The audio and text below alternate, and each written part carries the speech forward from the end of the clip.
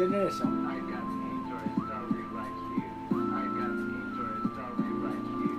じゃあ行ってくる。あ、スワンダンじゃないよね。また会えるから。よよ街を見下ろす丘からある日僕らは何を見てた。やっと二人きりになれたって言いながらあの日へ。明日の朝早く僕は上りの電車に乗るんだね。卒業の後の校舎小さく見つけた。行かないでと一言つぶやいた君。あの時僕は見えない夢を抱いていた。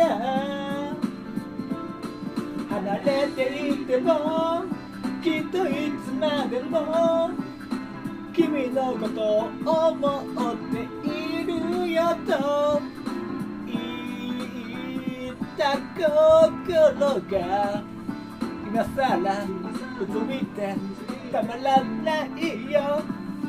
君にさよなら電話で告げた。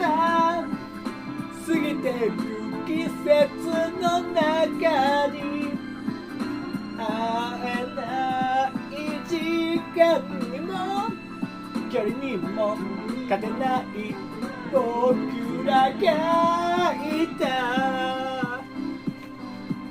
カムス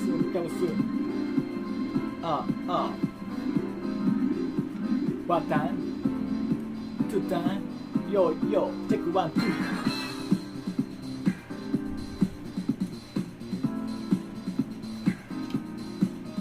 僕のコートの裏には君のセーターの色が残る。ケースの時の香りがケースに合う。僕はことを見て見えた。あれは唇のせいだって。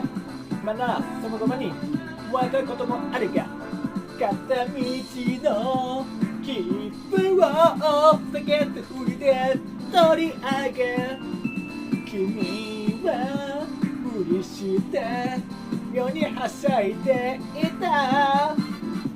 離れたらもうダメになるよと君がうつむくのを打ち消して、僕はコートで震える姿包み込んだ。こんなに笑顔を思い出すのにそこで途切れてしまう君。忘れてしまっても忘れはないよ胸のどこかが。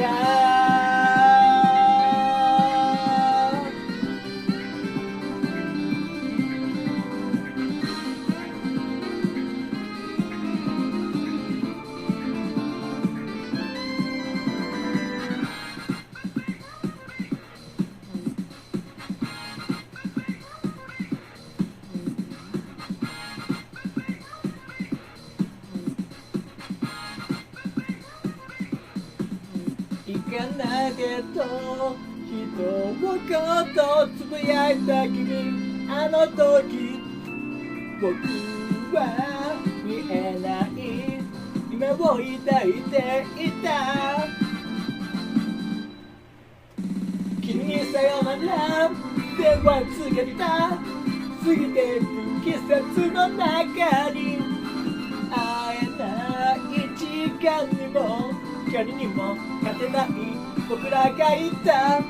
街を見下ろす丘からあの日君が見ていた何かをこの子の首に曲がった気がすることもあるよ。君に出会った君に恋したこの体の奥にずっと君と見つめていた景色がいつでも流れている。